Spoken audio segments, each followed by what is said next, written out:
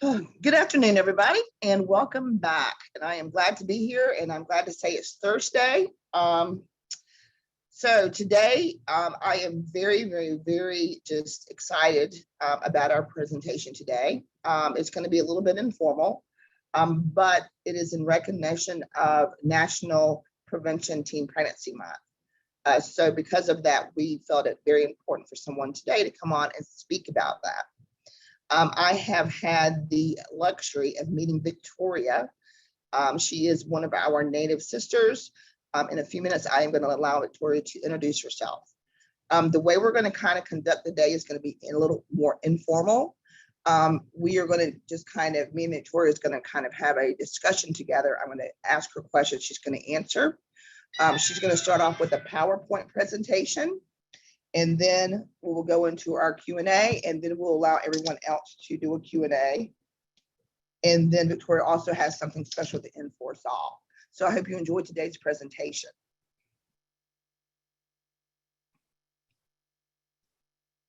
We are, again, the Native Center for Behavioral Health. I am Teresa Brewington, the program manager for the K through 12. We are the Mental Health Technology Transfer Center. We are nationwide serving American Indians and Alaskan Natives throughout the U.S. Just so everyone knows, we work and are funded through SAMHSA. However, anything in today's presentation is not the content or the creation of this presentation is not the content of SAMHSA, HHS, or the AI and NHTC. Following today's event, make sure to fill out our GIPRA because we do want to hear from you, especially if you have other things that you would like for us to speak about coming up. I know that school's getting ready to be out. Great job this year, teachers, and congratulations, you hung in there. And I know that this year was absolutely a trying time for you all. So hang in there. You only have a few more weeks. But just please remember to do our GIPRA, and because it's summertime, if you do have other things or any type of sessions or programs you want to hear about, please let us know. Here's our land acknowledgement, and Ella Driscoll was a very big part of this. Ella is on here with us today, so I'm going to have to say thank you, Ella, for this wonderful land acknowledgement, and I'll leave it up there for everybody to just read over it.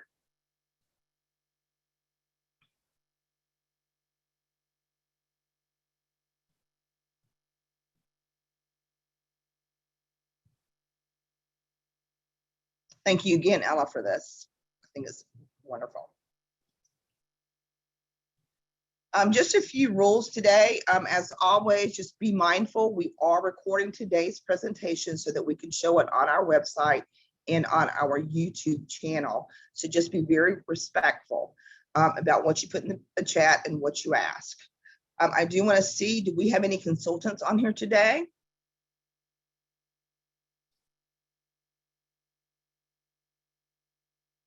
I'm just looking through, guys, and if I don't see you, please speak up because we always want to acknowledge our consultants and our advisors.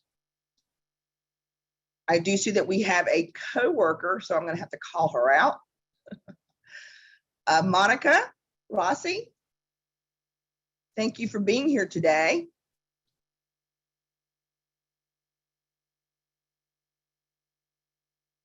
Monica is head of our Leadership Academy.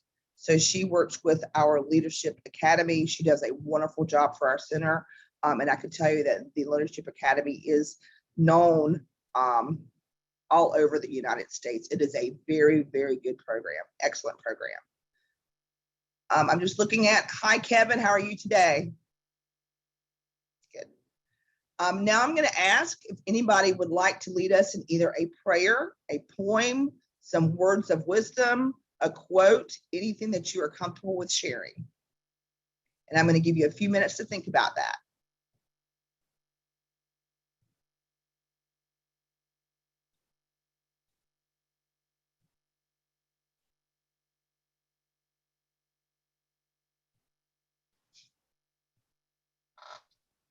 Thank you, Kevin.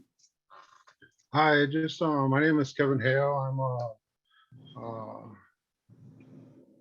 social worker, substance abuse counselor at United American Indian Involvement in Los Angeles, California. I I'm a member of the Navajo Nation, the Dene Nation. I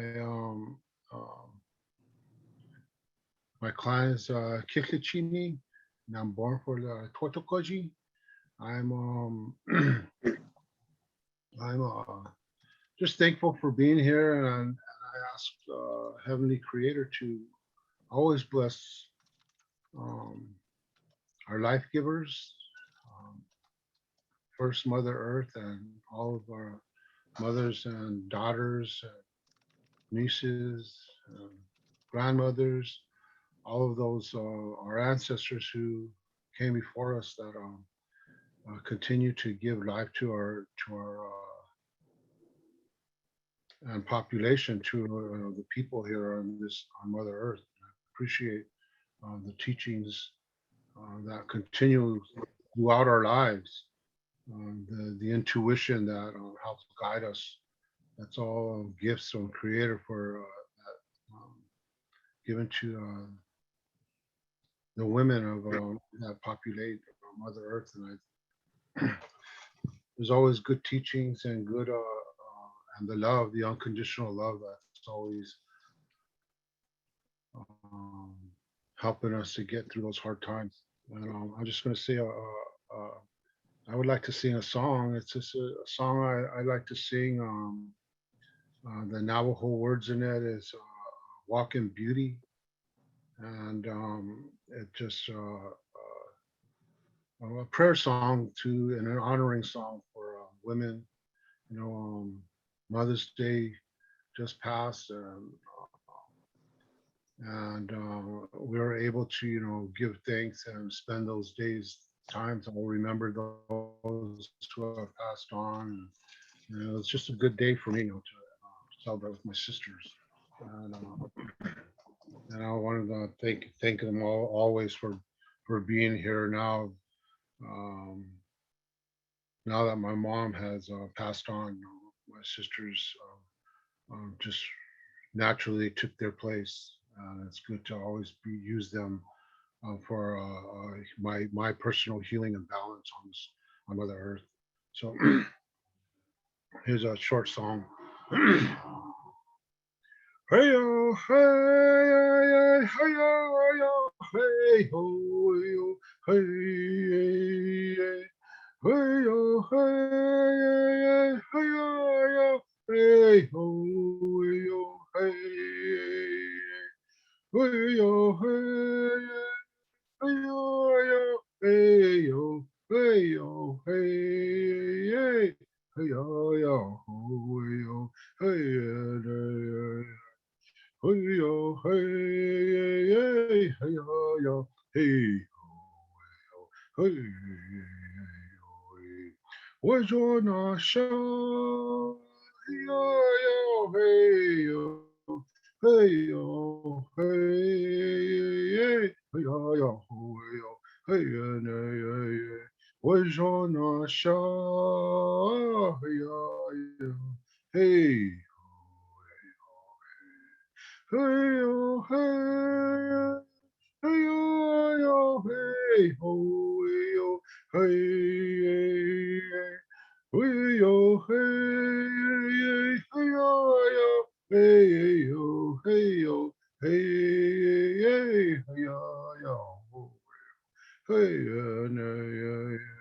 hey yo, hey yo, hey, hey yo, hey yo, hey. Where's your not show?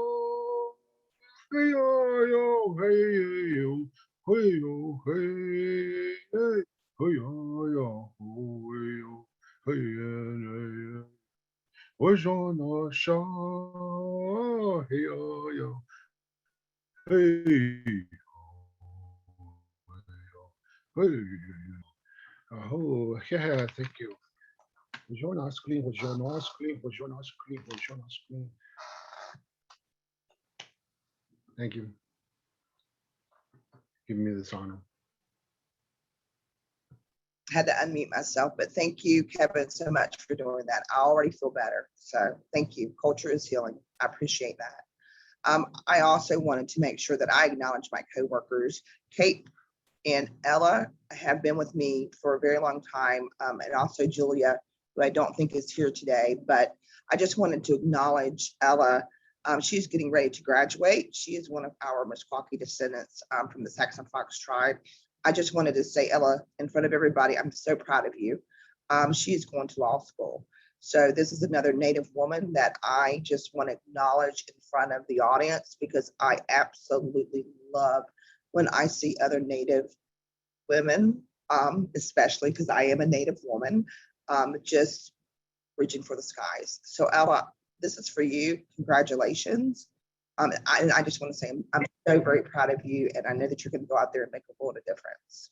Thank you so much, Teresa. Yeah, my sister Keely is going to law school hopefully next year, and this fall I will be attending the clinical psych program, PhD program at the University of North Dakota.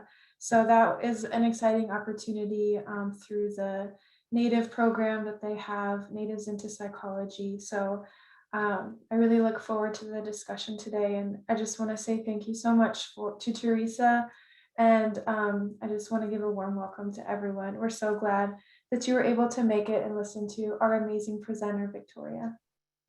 And since I have known Ella and Keely, I have always gotten them mixed up. They look very much alike, and they both work for our center. So yes, you're getting your PhD. Your sister is going to law school.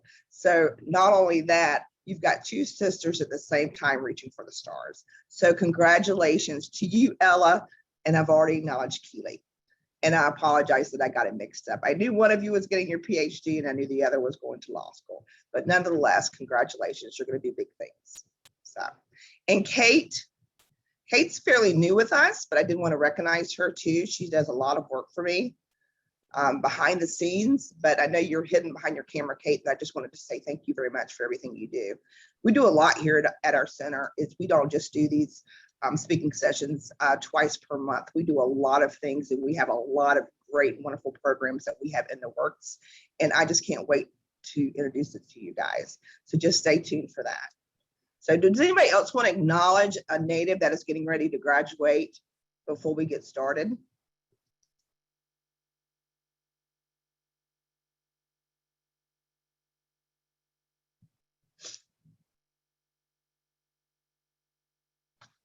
Angela, are you talking? Okay. All right, guys, I think we are ready to go then. I am very excited about today because, again, this is a very important session, I believe, since we're going to be talking about teen pregnancy prevention. So, Victoria, if you're ready to get started, we're ready for you. Hi, I am. Thank you, Kevin, for that opening. Ely, congratulations. That's an amazing accomplishment. So I'm going to share with you all just a brief PowerPoint. This was such a short notice, and like Teresa had said, really informal. And I put together a little bit of something just for those visual learners too. Kind of a timeline, actually, and bullet point of from start to middle into where I am now, and then ending also with a short meditation practice, something that I do, a gift from me to you, and I hope that you can share that with others. So I want to start by sharing my screen.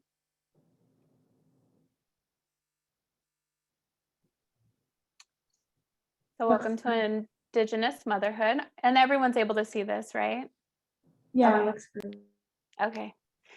So welcome to Indigenous Motherhood, Mind, Body Healing. My name is Victoria Marie.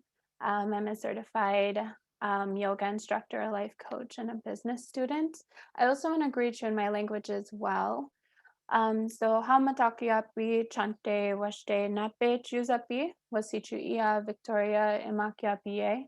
So I come to all of you, my relatives, with a good heart, and my white name, Wasichu, my fat taker name is Victoria.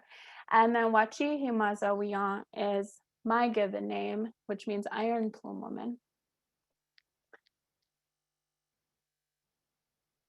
So I am of the Sisseton Wapiti Oyate, or Sissetuan Wapituan, and I am also Santee affiliated, enrolled in Sisseton, and I have a really deep-rooted roots here in Minnesota, which is where I live, the Dakota homelands. And so my family in the background of this picture, you can see, is from the encampment at Fort Snelling before the Dakota 38 hanging. My great great grandfather, Dennis Kiddo Mazadidi, was pardoned from that and was forced to go to Santee in Nebraska. Up there is a delegation. That is my Crawford side, the Sisseton Wahpeton side. And they were translators. And they were also at Fort Snelling before the Dakota 38, but inside the camp, in the fort, actually. So my childhood, born in Minneapolis, I've lived in 3 different communities. Northside Minneapolis, which is the neighborhood of Prince, if anyone is a Prince fan. So over there in a really typically called like the projects or HUD subsidy, I had grown up there the first 10 years of my life. Moved to Sisseton for a very short amount of time, and then moved back to Minneapolis into the Little Earth community, if anyone is familiar with that, in the South Side. I had both my parents growing up. I have 2 siblings. I'm the oldest. Growing up, I had a really unstable,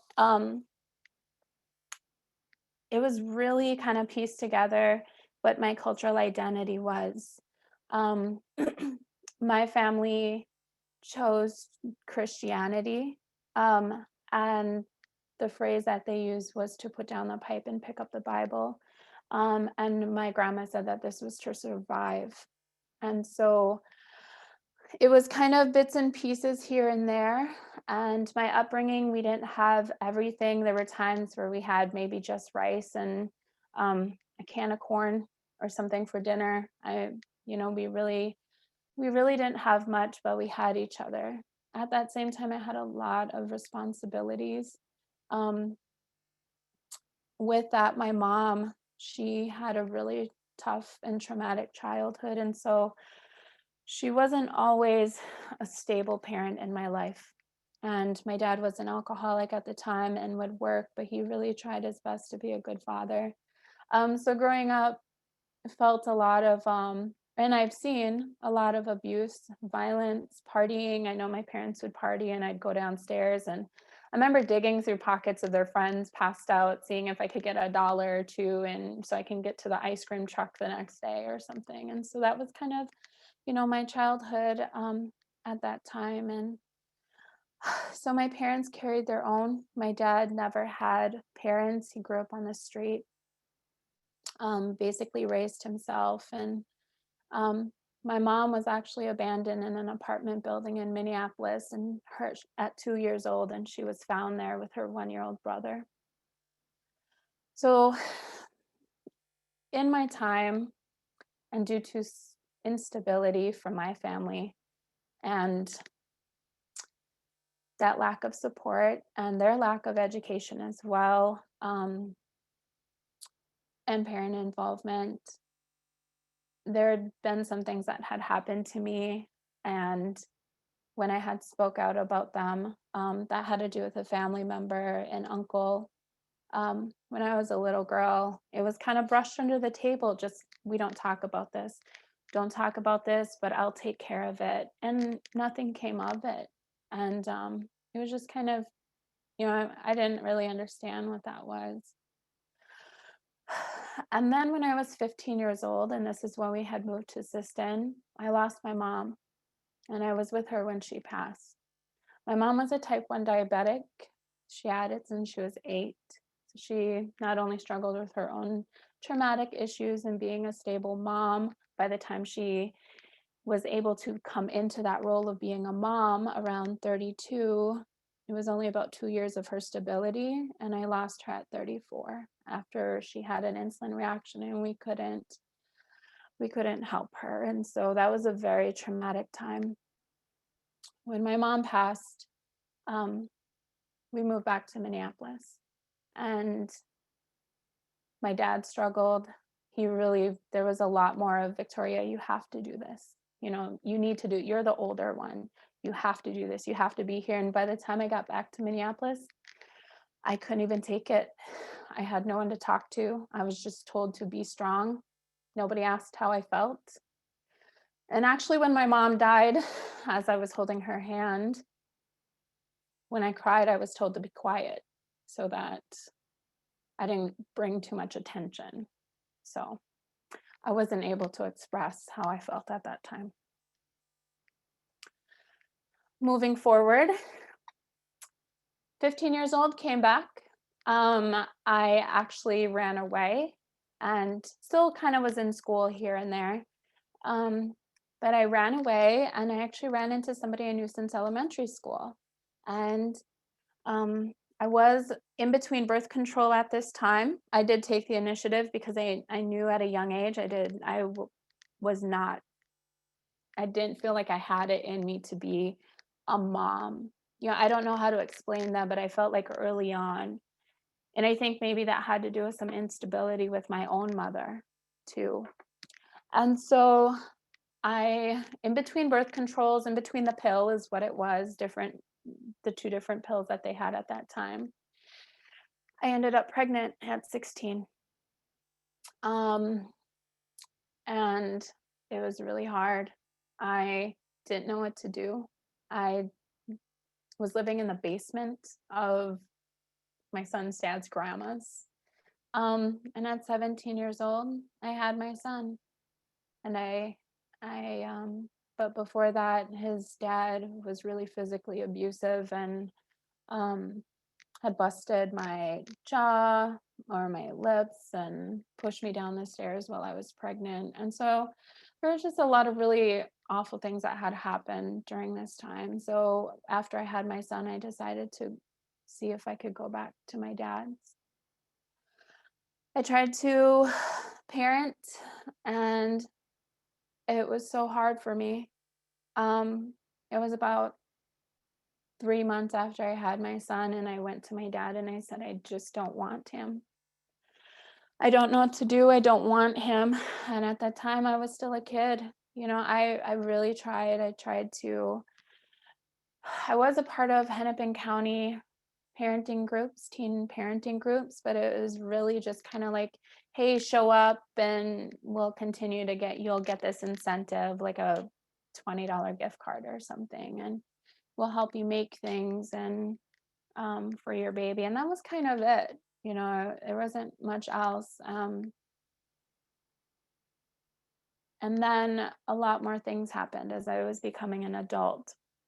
Because at 16, 17 years old, not only did I have all those hormones of being pregnant, I was still a kid myself. I was still a teenager. I was still growing. And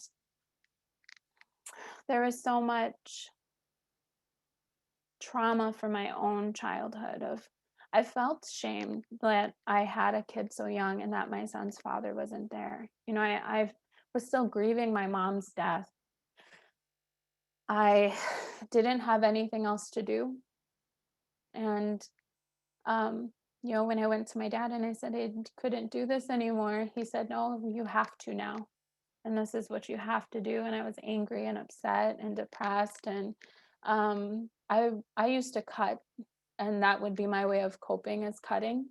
I actually tattooed over my cuts my logo lotus flowers. So I would cut. So finally, I decided, I don't know what happened. I just woke up one day and said, I need to do something. And I went to the library. It was kind of the only place I could go and bring my son.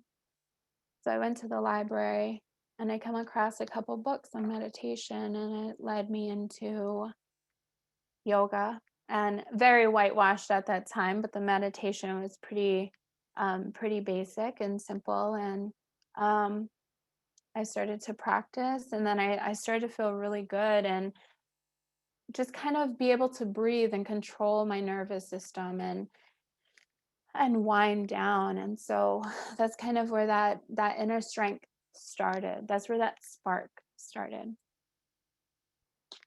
The beginning of my healing journey, like I had said, started at the library in Minneapolis.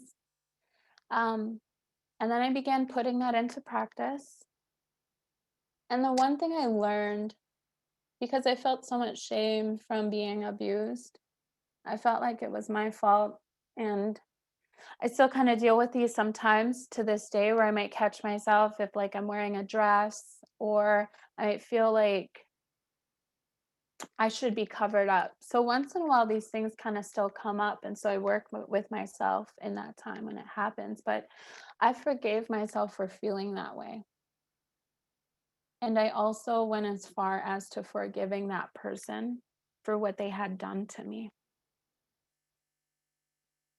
And that itself was just a lot of hurt off of my heart. Just that forgiveness, not being so angry with myself or with that person. I decided that anytime I would fail forward. I would take what I learned, what I feel like the lessons were, and I would move on. I decided then I was going to really figure out my roots, who I was as an Indigenous person. I wasn't just this little poor girl who had been abused and who was this another statistic of being a dropout teen mom living on welfare at that time. I knew that I was going to be a better mom for my son. So I began working in the community, in the Little Earth community, starting as a program coordinator and becoming the program director. I furthered my work and began working with Indigenous youth who were homeless, runaway, county placed, actually exploited in an emergency shelter setting. And then at that same time, I felt like I was ready to go to college. And that was just a community college. And I really felt embarrassed for going. And finally, I said, you know what? This is fine. I'm learning a lot. And I accepted that. And I stayed in school. About 5 years ago, I decided to start my own business. And yeah, thank you. Okay, just let me know. I decided to start my own business because at that particular time, working for nonprofits and carrying out somebody else's mission and being a part of traditional practices and culture, I realized the one thing that we were always missing in the majority of our programs was mind-body connection. And it didn't have to be through yoga. It could have been from anything: meditation, prayer, concentration, whatever you want to call it. And so I decided to go ahead and begin that journey. I quit my job, and it was the scariest thing I'd ever done. What was I going to do with my teenage son at that time, who is 16 now, well, 11? And yeah, I just knew what I wanted to do, and I knew I had it here in my heart because I felt like I had the space and the capacity to help others who have been through what I've been through. So at that time, I decided to take a ton of certifications all at once. And whether that be yoga of 12-step recovery, booty yoga, and it's BUTI, life coaching, an advanced yoga instructor, 500-hour, and then completing my business degree 2 years ago. So what I decided to do in this time, in this 5 years, so this is also very recent, was reframe motherhood for me. Because I think when it comes to motherhood, we can't tell anybody how to be a parent, how to be a mother, how to be a father. We have to figure out, what can we do to love this child in a healthy way? So with my journey and reframing it, identity and connection, teaching my son where he's from. He is Anishinaabe. He is also from different tribes, educating him, giving him that opportunity to choose within his heart where he identifies, teaching him where his people come from and the stories. And again, continuing to practice forgiveness and patience. I carried a lot of shame as a teenage mom for not wanting to keep him. So it was continuing to heal from that and be patient with myself as I worked on that. I then set boundaries within relationships, letting go of relationships that no longer served me, or maybe we weren't on the same journey, same path. Also knowing my limitations, creating a safe space for myself and for my son, establishing safe relationships, noticing red flags, feeling it within my gut and my heart, how I feel about somebody. Reaching out and building a community. I think one of the things that have been really taken away from us mothers is that we need to do this on our own.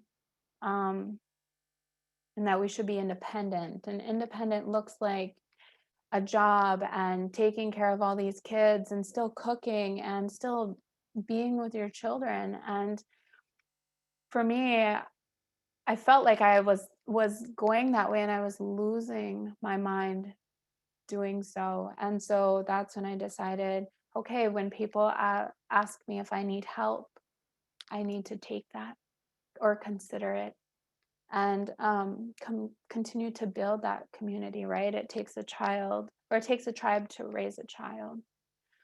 And so with all that being said, and something I'm currently in the process of doing and have been doing for about 2 years, is reparenting my inner child.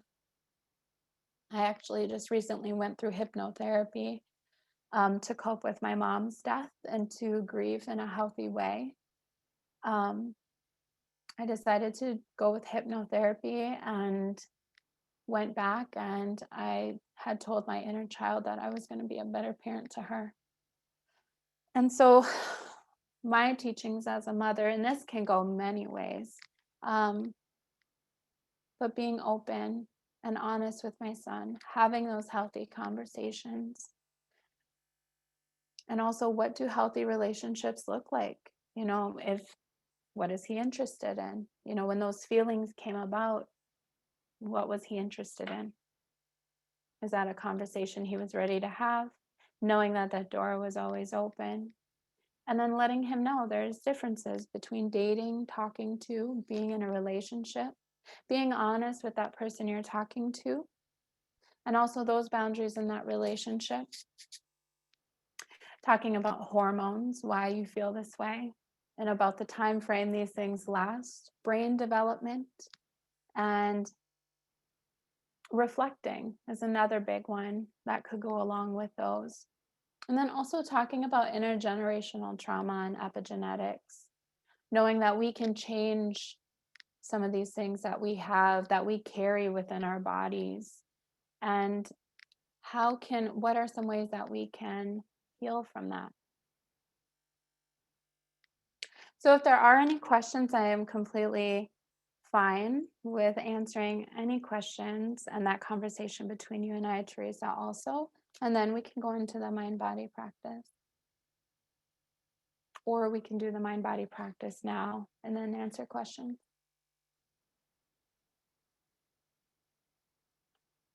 And you're muted. I had to turn off my camera for a second because I got choked up just listening to your story. Thank you for sharing that. And I saw your emotion as you shared it. I could tell you that, I hear these stories so many times with our Native young ladies. So just thank you. And I'm very proud of you because you have done wonderful things and you're still so very young. So I am just so proud of you and your accomplishments. And you should be very proud of you and your accomplishments. I do have a few questions and then we're going to open it up to the audience. I do want to ask, my first question, I think, is what changed your perspective? What made you say, okay, I'm going to change my life despite of the trauma that I endured in my childhood? I want a better life for myself. What happened, or what clicked, or was there something that a specific event that it clicked for you to want to do that? There were actually many things that had taken place. And it had happened over kind of a span of a few years.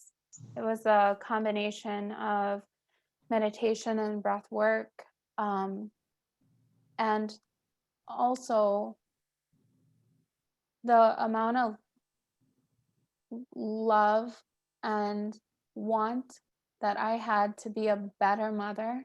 And I don't want to say better, um, a healthier parent, to my son began to grow much deeper as I got older and I continued to practice mindfulness. And you said you were embarrassed when you went to school. Did I hear you say that? Oh, I was embarrassed being a teenage mom. I felt, yeah, there's a lot of, it was tied with shame and just a lot of times I think there it's just such a misunderstanding of how somebody becomes pregnant. Um, and the first initial thought was she's a she's easy, right? She's easy or she's promiscuous. Um, and that which was not the case at all. And so I felt shame and embarrassment. Um, and you've obviously overcome these obstacles, because I could tell you, for anybody that's going to take the risk, because it's a huge risk, like you said, instead of working for others, you went out on a limb and you are working for yourself. So you obviously have a lot of self-worth. So you should be proud of that as well. I also wanted to ask, you mentioned a program. Was this a Native American specifically program, or was just a program? It was just a program from the county for teenage moms. I was also truant. And so it was more of an incentive for me to go to school. It also benefited my dad at the time. So he would get more food stamps and we'd be able to have more, I still call them rations by the government or by the county. Um, yeah. What, and you may not be able to answer this. What I want to ask is, we have a lot of teen mothers that are Native American, for one reason or the other, that a lot of them are different from your story. I've worked with teens that honestly don't feel shame being a mother at a young age, and they still have that mentality of that is the way to get a man. What would Yeah. you say to a teenager today, that maybe have this mentality, or is thinking about this? That has to do with love, right? Sometimes people have children because they think that that child will love them forever and unconditionally. And it's unknowingly harmful. Um, and it that's when there's a lot of self-love and self-care. Something had happened at that time, at some time in that person's life where they didn't feel like they were loved or valued. And sometimes having children, moms think my child will always love me no matter what, and there's that connection too of not being alone. You don't want to be alone. People typically don't want to be alone. There are people I know that cannot even be home with the TV turned off, let alone, like sit in silence. And so I understand that, and I do know people who have that same type of mindset, and I've had those conversations with people. And I've worked with people with young women and teenage girls who felt that way too. I also wanted to ask you, postpartum depression is not something we talk about, especially in American Indian communities a lot, but I also know that a lot of mothers and teen mothers go through postpartum depression. Did you go through postpartum depression? I did, and I didn't understand it at the time. That was that I can't do this, right? That was that moment. That was where I was like, I can't do this. When I came out to my dad and had expressed that, I didn't understand that at that time I was being flooded with so many hormones, and my hormones were just 3 times, even not, even if not more, stronger. And then they immediately drop after baby comes. I was never taught that. I had never known that. And I was so scared to actually go and seek help because I didn't want to be labeled. I didn't want to be given prescription pills either at the time. I didn't want to be labeled as an addict. I didn't want to be another statistic. And so if I would have knew what they were and been educated properly, or at least if my parents were to have had those conversations with me, I think I would have had a better understanding of what my body was doing and why I was feeling the way I was feeling versus just wanting to give up and run away. Can you give us any advice for teen moms or for the prevention of our young Native women, of anything that we could do better so that they will know that there is more out there than becoming a teen mom, or at least waiting to become a mom? I think when it comes to the prevention piece, if a parent is not somebody that child can trust, with these conversations, or maybe those conversations aren't allowed at home, talk with a adult that you feel that you trust and let them know exactly what you're feeling.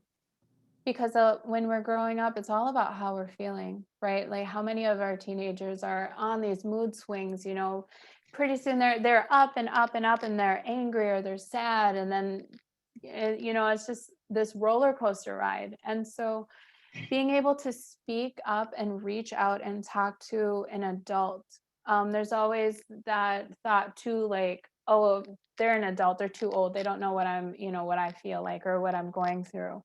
When we get older and our brains are more developed, we have different perspectives and a different thought process, thinking process.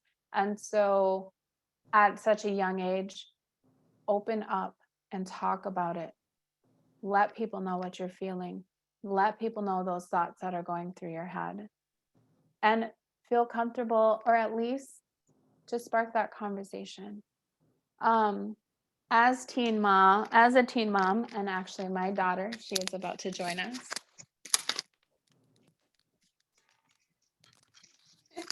Sweetheart. And for teen moms, if help is offered, take it. If you're feeling a certain way, reach out and get help. Therapy, I think, is something some people don't want to talk about. It, especially in our communities. It's only recent that people are talking more about going out and speaking and talking to somebody, a counselor, therapist, psychologist, psychiatrist, and addressing these mental health issues and understanding why you're feeling the way that you are, and be open and honest. If being a mom is very overwhelming, and it is, it's a lot of work, especially when you're young and you're still a child, talk about it, reach out. And that's one of the things that, like, I didn't do at that time. The only thing I said was, I don't want him. I could have spoke about why I felt the way I did, and I never did. And I was embarrassed and ashamed that I felt like I didn't want to be a mom. But Victoria, you also said that in your family you weren't to talk about it. and I could relate to that, because, you know, there were things in my family that I knew were not normal growing up.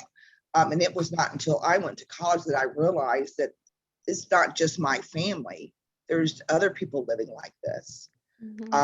But yeah, it was instilled in me is you don't share the family dynamics, the family secrets, the things that are going on. It stays in the family. So I'm going to open it up to the audience. I may chime back in here, but I want to make sure that we have plenty of time for people that have questions. But Victoria, you're beautiful, inside and out. And I truly appreciate you coming on and speaking about this. So I truly do. Thank you. Who has questions?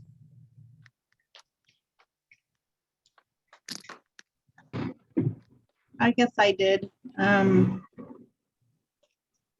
name is Tia Cooney. I'm from Alaska, but my family's from Pine Ridge. So I'm Athabascan and outside Indian. And a little bit of French and a little bit of Swede. Identify mostly with my Athabascan side because that's where I was raised. I'm dying to learn the other part of me though. I work with junior high and high school students, and I work in an area where at the school, I'm under one of our Native nonprofit companies, and I work under a grant for basically judicial stuff, kids that are in crisis. My biggest hurdle is having them see that they need therapy, because I know that they are looking for that attention from male figures or female figures. And nobody's talked to them about the taboo things and what can happen. And I'm 47 and times are a lot different. We have like 5 missing people in the past year. And I mean, we never had the phone to like people searching for us and stuff and doing all that. So what would you be your best advice about like introducing therapy, because kids at this age have a hard time trusting. And I saw that you use breathing techniques, and it was funny because one of my girls that I'm talking to, she's like, all she's going to tell me is just to breathe.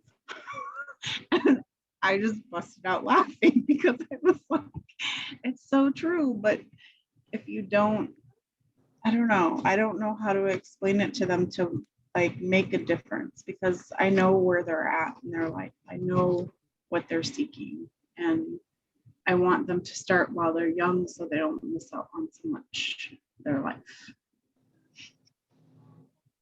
So what would be your best advice of introducing therapy or anything that is healing?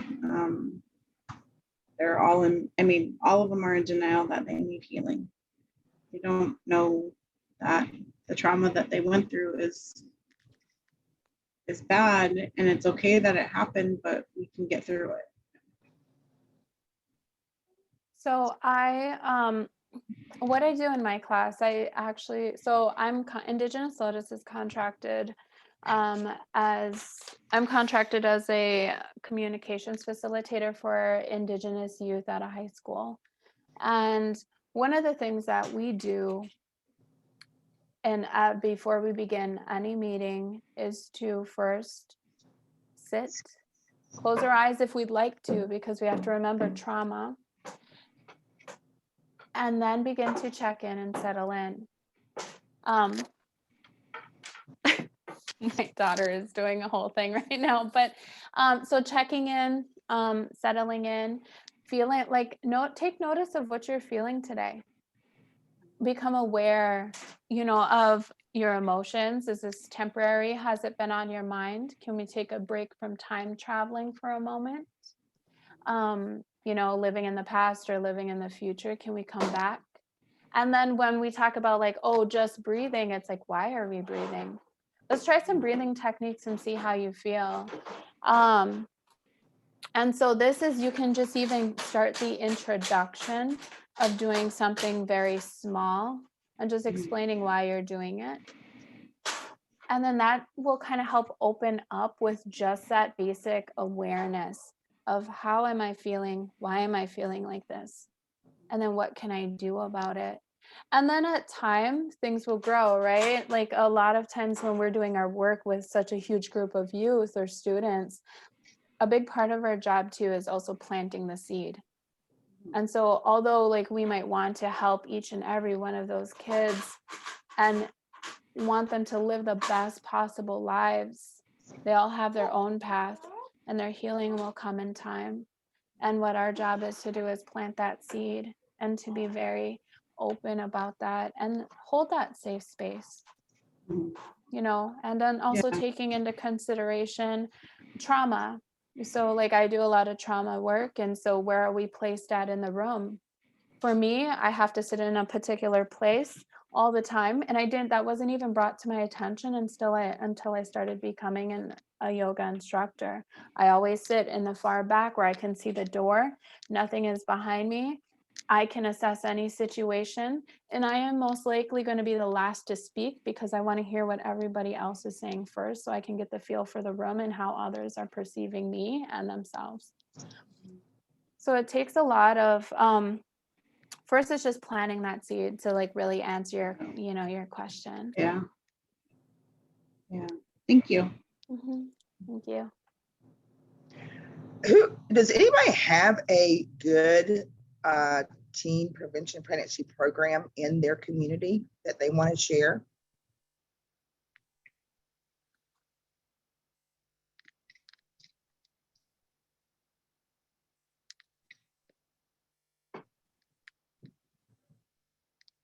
And if nobody does, that tells me that we have some work to do.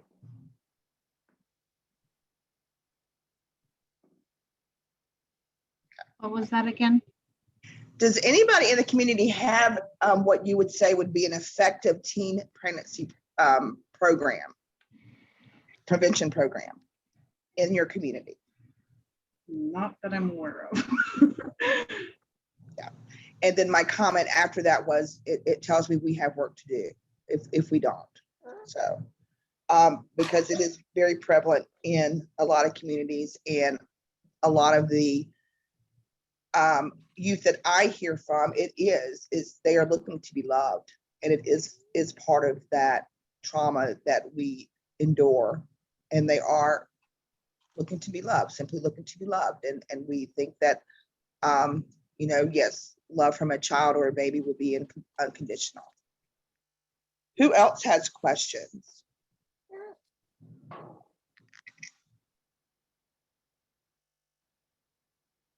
This is a very important topic. We offer travel prep. Can you elaborate on that, Robin?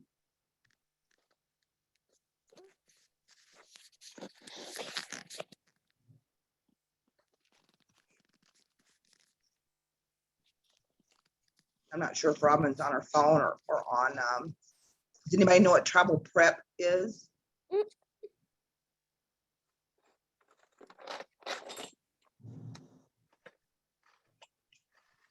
Or mic won't work. Okay. If it gets to work, and please let us know and jump on here and let us know, because if there is a program, I would like to know about it. I do think it's something that needs to be addressed more than it is with our Native young people. Absolutely. So who else has questions?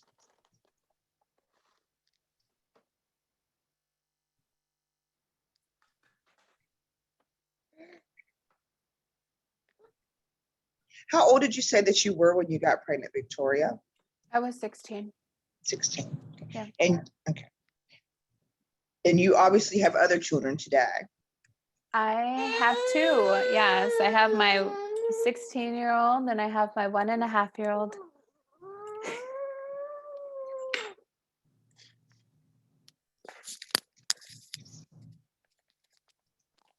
She's my wild one for sure.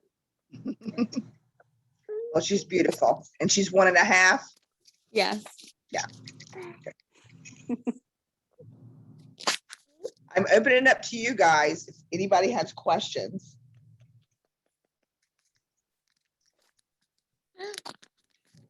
And another thing that you said, why I'm waiting for people to come on with questions,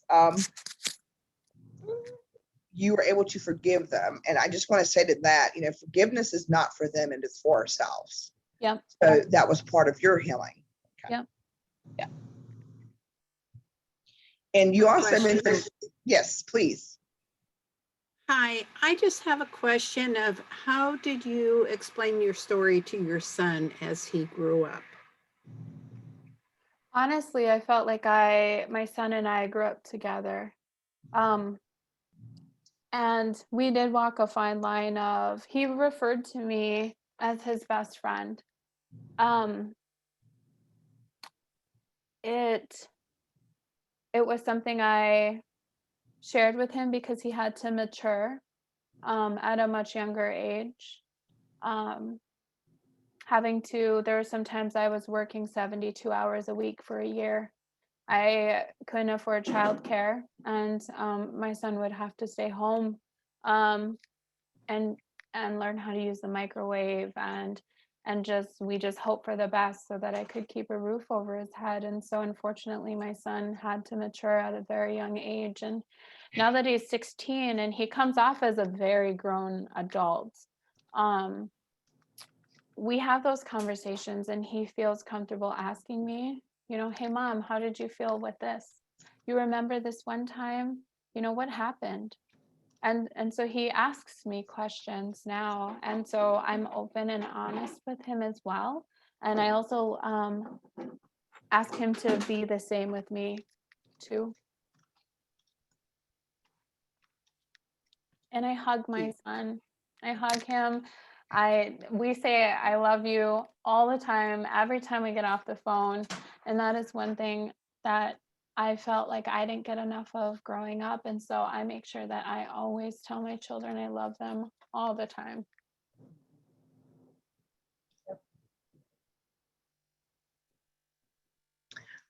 We are, sorry guys. We Are Native, Rachel, thank you for that. Do they actually have a curriculum? I'm very familiar with We Are Native. It's a very good youth program, and I know that they do have some curriculums. Do they have a curriculum for teen pregnancy prevention? Hi, this is Robin. It's through the Native Wellness Institute. We actually do it through CRIB, but it is a curriculum that takes them through healthy decision making. It actually does how to prevent getting pregnant, how to they do skits on how to be able to say no, so that they're not doing the peer pressure. There's actually quite a few things. It is culturally based, but there is lectures in it. There's handouts. Right now we're doing it weekly. We have done it Gona style. There's different ways that you can use this curriculum, and it's actually pretty good as far as the education. I have not tested to see if it's been very effective. So far, none of our, well, I guess it has. I don't know if it's because of the curriculum that that we haven't had any teen pregnancies right now, or we're just a really small community. So, but I like it. I just put in the chat, is it nativewellness.com? It is. It's nativewellness.com. Thank you for that. So if anybody wants to check that out, I just put that in the chat. Thank you so much. You're welcome. Hi, Victoria. My name is Kevin Hale. I was just wondering, I have a niece. She works for Twin Cities Public Television, Leah Hale. She's makes films about indigenous topics. I believe she's working on one for MMIW right now. I was wondering if you've ever worked with her. Would Tani Hale be her sister? Tony Hill's her sister, my niece. Yes. I do know Tani. Yes, I know Tani. Okay. I was just Yeah. wondering if you had ever worked with either one. Tani and I, we are Facebook friends and we see each other in the community, and she's been to one of my yoga classes at the American Indian Center. So yeah, I'm familiar with her. She's a really great person. Okay. All right. I was just gonna ask him if you had ever worked with. You have some amazing nieces, by the way. Very, very amazing and beautiful. Yeah, they are. Thank you very much. Thank you for that great question, Kevin. Someone just posted, there is an aunt and uncle options texting group. So I want to make sure that, and you guys will get a copy of these chats. So if you're interested in these programs, make sure to check them out. I think it's really important that we have especially cultural specific programs for our Native youth on making responsible choices. Who else has questions?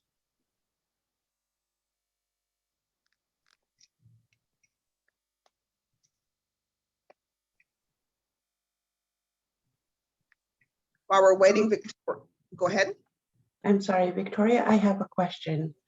I have a couple of nieces. They are turning, one is 15, the other one is 14. They're coming of that age. And I wanted to know how to approach asking them questions or talking about pregnancy or anything like that. They live in a village and I live in another town.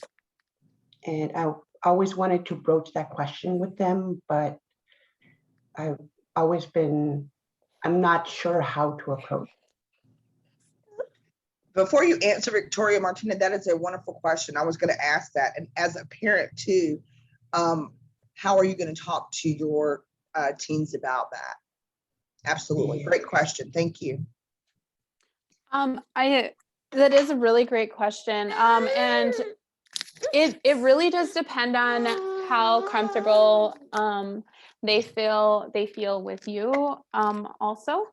And just even bringing up, and very casual, you can bring it up like that. Getting together, being outdoors, going out, versus maybe going to their house, maybe taking them out somewhere and just going into a really comfortable space and be honest. Just say, hey, and then also just saying that you're here. I'm here for you too. If you ever have questions and you feel like you need to talk to somebody, just know I'm one of those people who you can ask me anything and there would be no judgment, and I'm just here to help you. Yeah, and the other thing is that they don't have their mother. Their mother left them, and they actually live with their grandpa and their dad. So really don't have anyone to really speak with. Mm. So I'm not able to go to the village, but I just want to try and find a way to talk to them about pregnancy and health relationships. So for myself, I want to give an example, and I used social media for my 14-year-old niece, actually through Snapchat. And so we had conversations that she didn't feel comfortable with talking to her mom about my sister. And that was one way that I approached my niece. Could I say, hey, so are you talking to anybody? How's that going? Or is there anybody you have a crush on? And sounding kind of relatable in that sense, because we've all kind of been there, in some capacity. We've all been there and experienced those feelings, and, and just even saying, asking, just reaching out, whether it be through text message, being relatable to how they communicate at their age at this time. I think it's a really, really great way you know, if it's just through text messages or just phone calls, checking in, or the next time you're able to go see them and make it a special thing. But I use Snapchat personally for my niece. I think you're right, Victoria. I know that I would die before I ever had that conversation with my mother, and she would die before I would, and we never had that conversation. So what I learned from my friends. What I don't want to happen is for my adopted daughter to go out and learn this from her friends. So I do think you're right. I think it's important that our Native teens reach out to somebody that they trust, but somebody that's older and more experienced that they can reach out to versus hearing it from their. I've even, unfortunately, I've even heard young ladies talk about it's kind of like a pack where they all want to get pregnant, or they think that it's the way to get the man. And I want to change that mentality. When it comes to men, and the thing that I talk about when I'm speaking about relationships is, remember who you had a crush on last year? What do you think about that person now? What about when you were in 8th grade? What do you think about that person now? Yeah, and so it's always like, oh yeah, no, I don't care for that person anymore. Or, oh my God, what was I thinking talking to him? And then kind of, just make it comfortable, laugh about it. Like, oh yeah, I remember this time I was talking to this person and I am so glad I dodged that one. Having those, letting them know like how these things change. What you want now is not going to be exactly what you want a year from Years now. from now. Mm-hmm. Absolutely. That's great advice. Yep. Would anybody else like to share some great advice or their own personal stories to this? We have a few more minutes. Victoria, how long do you need for your presentation? It would only be like a minute and a half. Would anybody else like to share their stories, have comments, questions, anything that you would like to talk about right now regarding this topic? We have a few more minutes. If no one else would like to speak, I would just like to share, it's not my story, but actually my mother's. My mother grew up with being raised by my great-grandmother, and she was raised in the Native boarding schools. And so my mom describes being raised in almost like a military-like household where people didn't hug each other or kiss each other or even say, I love you. Like, everyone was very hard on each other, and even like complimenting someone would be like kind of unthinkable. Like, humor was the way people bonded in my family. It wasn't so much actual like intimacy or affection. And so my mom, she did get pregnant at 17 or 16, and she had my older sister at 17, and she was with an abusive partner as well as a Native woman. And she wasn't connected to her tribe or anything. And growing up, she just taught me all about like her experiences, and she was very open about her struggles. Like, she didn't get to go to prom, and she didn't get to have like all these fun college nights. And it was incredible that she even like graduated, because she didn't have a lot of support at home about her decision to keep her baby. And one thing that just always amazes me is how she was able to graduate high school. She had other children and she still like put herself through college. And later on in her childhood, she went back and got her master's degree in Native Studies, and she returned to the tribe, became a part of the community, and is now a social studies teacher and a Native studies teacher to youth, Native youth in her tribe. And her story has been such an inspiration for me, because it's just one of resilience. And I think when people don't talk about teen pregnancy, or they talk about it in a way that downgrades the women that go through that, I think you miss an opportunity to share lessons of resilience and lessons of strength and lessons of just how strong young Native women can be when they go through hard experiences, through trauma, through even just through teen pregnancy. Like that alone is such a huge experience. And I don't think people should be ignoring that or kind of keep it quiet or feel a little uncomfortable, because like in my household, it was just very open that like, yes, I went through this and I struggled and it was so worth it, but it was hard. And it was just such a good lesson for my family. And so even in terms of like being open with saying I love you, with hugging, and just kind of trying to heal those generational wounds, that generational trauma from all stemming from boarding schools that my great grandparents went through. So yeah, Victoria, like so much of your story resonated with me because my own mother went through that, and I hear her lessons and through you as well. So thank you so much for being here today. It's really good to hear your words.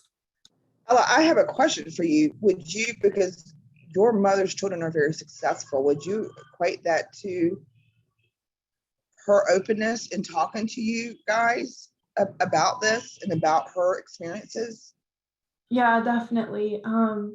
My mom, she pretty much like grew up being extremely neglected by her parents, and her mother also abandoned her when she was 3 years old. And so she kind of she told us from a very young age, like my parents, you know, one of my parents was gone, and the other was a severe alcoholic, severe functioning alcoholic. And so she just described like, you know, I was being locked in a room all day in a trailer, to living with my great grandparents, or with her grandparents, which was a step up, but there wasn't intimacy, there wasn't a lot of support, and it was just kind of like do your chores and be quiet. And so she described how, growing up, like how she saw that there was a problem with the way that life was, and she wanted a better life for herself. And after having my older sister, she just decided like, you know, I don't want to like live my life the same way and passing on these traumas. And so she just decided to really change her life for her future children.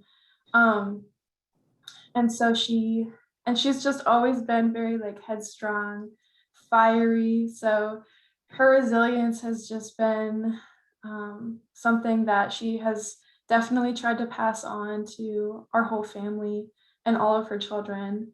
No matter what we go through, she just tells us like how strong we all are and what we've been through. And there's so much that she could be sad about or feel down or feel ashamed of, or just feel like very hurt and traumatized. And I think her message has always been, I don't like look at the negatives, I just look at how we still survived after everything. And that's what really interested her about Native studies and history, was that we have gone through a genocide, we have been through colonization, we've been through Native schools, and we're still here. And things like this seem really big, but actually like this is a story of resilience, and this is how we can make life better. And here's how I want to contribute to the community and make life better for the next generation. And so I think events like this, just raising awareness, is so important, because a lot of youth do feel isolated, alone, and living between two worlds, and all of those kind of generational traumas living and pressing on their shoulders. And I think carrying on that support and that knowledge of history is so important. So Thank you for that, Ella. Whew. Who else has any comments or questions? I have another comment, Victoria, when you said that you always tell your son that you love him and hug him. I'm a single mom as well. He's 15 on Sunday.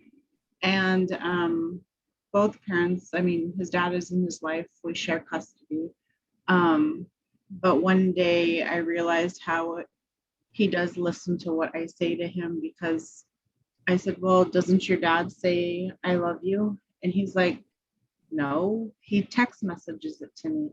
And I was like, okay, well, that's still saying it. And he's like, no, that's like a cop out. It's an easy way to get out of saying the words mom. And I was like, wow. I was like, but it made me hurt so bad that he can't hear it from the male figure in his life that he looks up to.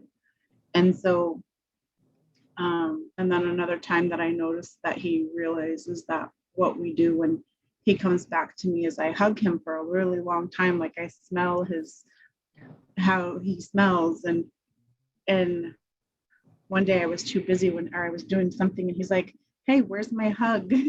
And so we stood there and held each other again. And like, we'd never seen each other in the years. And so it's, I wasn't felt that from my mom because she never felt it from her mom, who was also in boarding school. And the way that since I've been in behavioral health for like the past year and a half and coming to these things, I've realized that it was military style. So there was no love from the missionaries or the people that watched over our great grandparents. And so that's what they learned. And so they didn't know how to express that and show those feelings or talk about those taboo things. My mom, she said that, my mom is Shirley Holmberg, so sometimes she gets on here. But she talks about how nobody ever talked about having your period. And I mean, something as simple as that we have to talk about. And so being here in this position, I really, I think I treat the kids as if they're my own, and I don't sugarcoat anything with them. And sometimes I might be a little bit too real, but I feel like I'd rather be real with them than pretend, because I think there's too much pretending going out there for them. And with sex trafficking and everything that happens with our young people, it's needed. But thank you. Thank you. I want to comment to that and add to that too. And I'm going to get emotional. Yeah, even turning on the TV is negative. Even our video games and our cartoons are negative and it's violent. You know, for me and my grandchild, me and my husband's adopted our grandbaby. And I tell her every day how much I love her, how much she is loved, how beautiful she is, not just on the outside, but on the inside. I tell her that it is my responsibility to make sure that she grows up to be a beautiful person on the inside. I tell her and talk to her even today about how important it is for her to be a hard worker and to be independent. And she's 4, getting ready to be 5. And I do this every day. And even before she gets on the bus in the school in the mornings, we'll do the happy dog song. I'm a happy dog, but we do it the happy Avery. And I just do that because I don't want her to start getting those. I want her to feel good about herself. And I think that's what this is all about, is about us as women, is about how we feel about ourselves. And I just remember at that age, because I too am a high school dropout, I remember those feelings about how I felt about myself, and it wasn't a good feeling. I did not have self-esteem. I honestly thought I was worthless. So I resonate with these young ladies and how they are feeling and their need just to be loved, just to feel loved.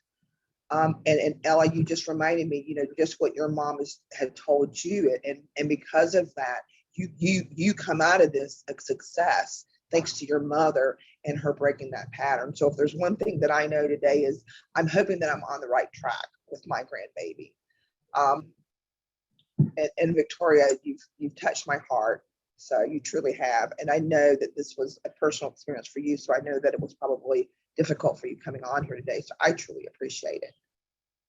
So why I'm emotional, do we have time for one more question? And then I'm going to let Victoria to do her little ending, and then we'll wrap today up. Any questions or comments?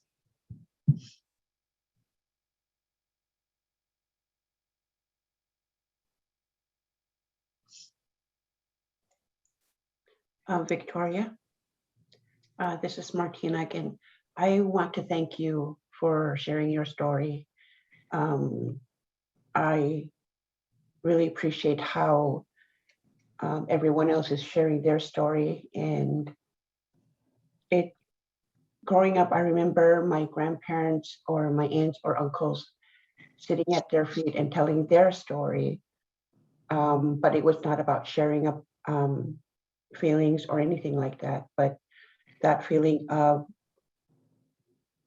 the love and the personal stories that they share, it touches you. And that just, I want to thank you because in a way, everyone reminded me that through my personal story, I can also talk to my nieces. And I really appreciate and thank everyone for their stories. Thank you, Martina.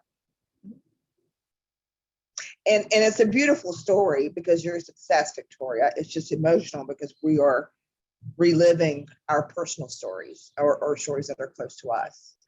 But really, this is good and this is healing. So we have a few more minutes. Victoria, are you ready? I am ready. And thank you, Martina, for that. Thank you so much. So I'm going to go ahead and share my screen. Again, I'm a very visual learner.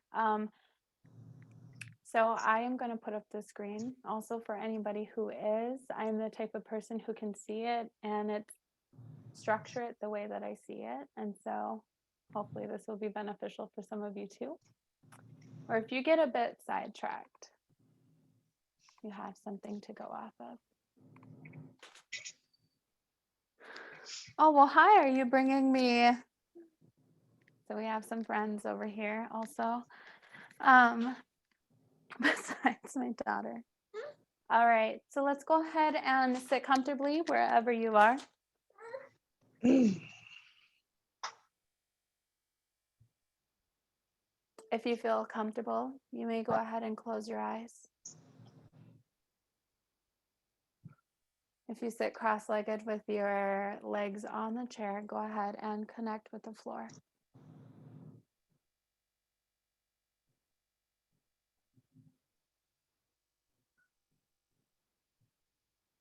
With the eyes closed or open, breathe in through the nostrils, into the belly, and exhale out through the nostrils.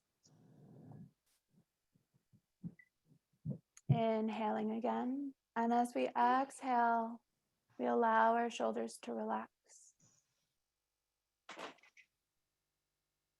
Jaw unclenches.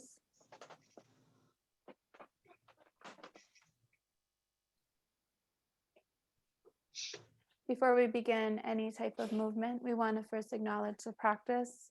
With this practice, I use yoga, and one of the 8 limbs that we'll be doing is asana, but this will be seated. Asana is the 3rd limb of yoga, and yoga is over 5,000 years old and a part of the Hinduism religion. We also want to acknowledge the land that we are currently on. Feel the land beneath the feet. From heel to toe, connecting with the earth.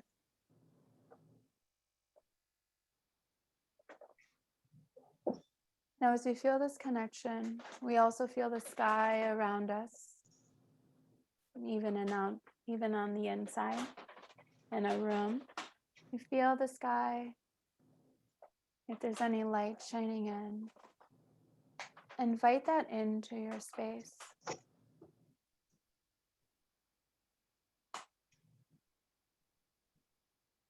So what is our intention for this practice? Is it to let go? Is it to just check in with ourselves? Set your own intention. And as we continue to breathe, we're going to breathe in to the count of 4, hold for the count of 4, and exhale to the count of 6. So big inhale, exhale, inhale to the count of 4. 1, 2, 3, 4. Hold. 1, 2, 3, 4. Exhale. 1, 2, 3, 4, 5, 6. And do that one more time on your own. When we exhale longer than our inhale, we calm our nervous system. Those with anxiety or too much going on have too much air within their bodies. So you may regulate your breath to a normal breathing pattern. Just inhale into the belly and exhale at your own pace. And as we further deepen our meditation practice, we're just going to go ahead and really feel the ground beneath the feet. Now we're going to visualize the energy from Mother Earth, from the ground, coming up through the feet, up the legs, to the base of the spine, up to the shoulders, down to the hands, back up through the crown of the head.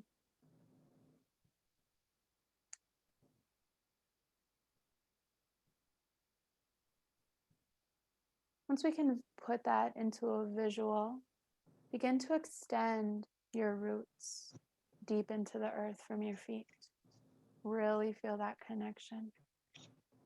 And as you continue to breathe and feel the breath throughout your whole body, the roots grow deeper. We can feel even more of the sky above us. Feel the vast, the openness.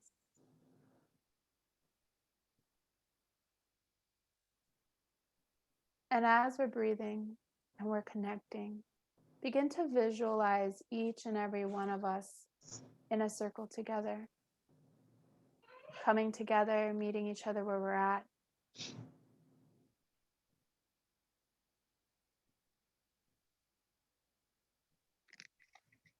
Now introducing a bit of movement. We want to move around energy that gets stuck. Trauma stores in our body, in our shoulders, our lower back, in our knees, our hips.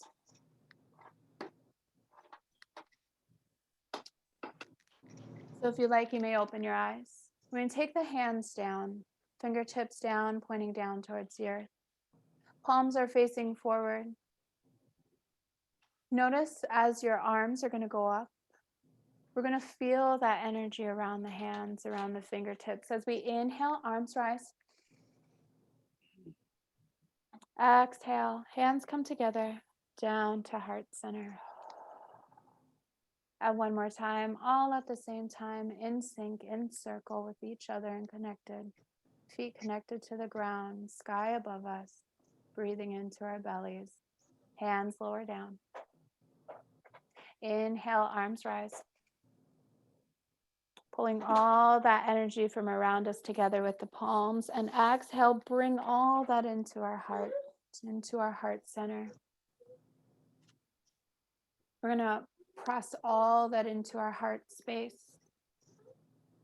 Inhale, send your breath to your heart space. And exhale, release and let go of anything that no longer serves you. One more time, inhale into the heart. And exhale, let go. As we inhale and exhale in any future practices, we're making room for others and room for ourselves by letting go of the things that no longer serves us. Hands come together, thumbs come to center brow. I want to say thank you, Pidamia Miigwech, for sharing this time, this space within this circle with one another. Thank you, everybody. Thank you, Victoria. Just so impressed. You will be back with us more. Victoria is going to be doing a lot more work with us. So I am very glad that she is going to be on board with us as a consultant. I don't know about you guys, but I was just on the beach with my bare feet in the sand. So I hope you were there with me, but I thoroughly enjoyed that. I'm already feeling better. Thank you. Whew, it's Thursday. Have a beautiful day, guys. Tomorrow's Friday. The weather's getting pretty outside. Just bless you all. Thank you for coming today. This was beautiful. Absolutely beautiful. Thank you. Tori, can you stay on for just a minute? Yeah, for sure. Whew, that was good. Thank you so much. I needed that. Yeah, me too. Oh, that was really Teresa, good. I'm gonna Yes. go ahead and make you the host. Okay. Thank you, Ella. Thank you so much, Victoria. Yeah, that was just beautiful, Victoria. It truly was. Thank you. Oh, and And you might have to stop the Ella. recording, Teresa. Oh, do I need to, what do I need to do? Push stop on the recording. Oh, yes. Have a great weekend, everyone.